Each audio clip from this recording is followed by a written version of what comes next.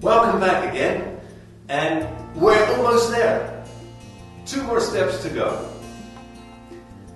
So I'm assuming that you're getting the 3 balls through the midpoint, 2 falling left or right, depending which hands you start with, 2 balls in and 1 falling the other side.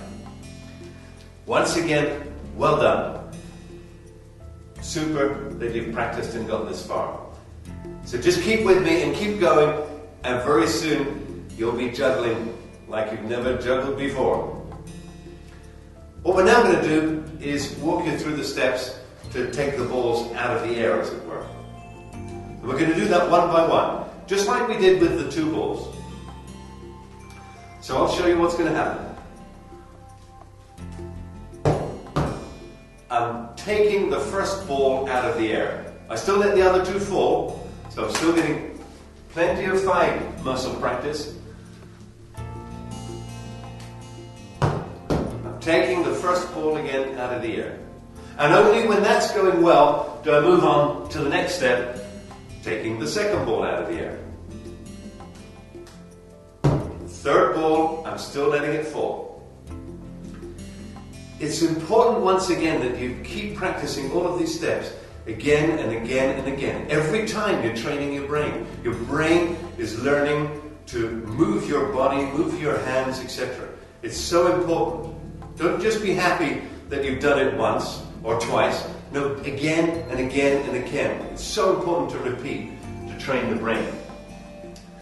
And once you've got that far, I now want you to do something that is a little bit contrary to what I said earlier, because I've told you to always look at that middle point and don't look anywhere else.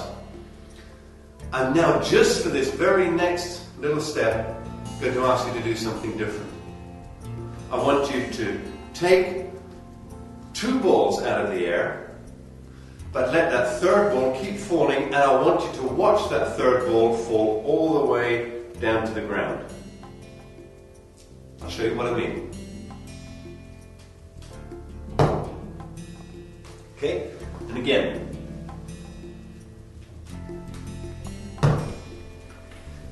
I'm going to do this many times, or I'd like you to anyway. I'm constantly following that ball all the way down to the ground. Now you might think, why the heck's he doing this? Well, it's another very important part of training your brain. Only this time, we're training the brain to think of and understand how slow this is all going.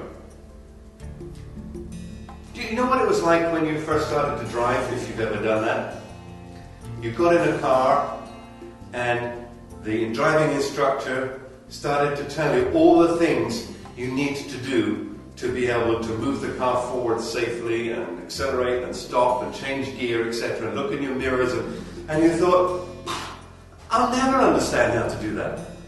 I'll never get to do all those things at one time. Well, slowly but surely you did, because your brain was trained to do some of these things automatically and to understand that there's no panic. Well, it's the same in juggling. Whilst I'm doing this, I'm watching that ball and thinking, it's going so slowly. I've got so much time. And I bet you haven't thought that one time in this process so far. Everything seems to go so quickly when you're learning something like juggling. So I want you to keep doing this to train your brain that the balls are actually falling very, very slowly, and you've got all the time in the world, so you relax. And when you've done that enough and your thigh muscles are starting to burn, then it's so easy to just take that third ball out of the air. You've got all the time in the world, so, well, just take it out of the air. It's a similar principle with watching waterfalls. And I don't know if you've ever done that, and if you haven't, then I recommend you follow this tip next time you're in the area of a waterfall. You know, when you see a waterfall, it gushes down, you know, the water just flows down and it all looks like a cascade of water. You can't see the little drops, as it were. Well, the tip is, look at one specific part of the waterfall. Look as though you're seeing a drop. And then follow it all the way down with your eyes till it crashes into the water below. And it's an amazing effect. The whole waterfall falls into millions of droplets in slow motion. So, well, an extra tip to enjoy. But for now, back to enjoying the juggling. This is one I want you to be practicing again and again and again. And you're going to end up with 2 balls in one hand and 1 ball in the other. That's fine. Don't try and go any further at this stage.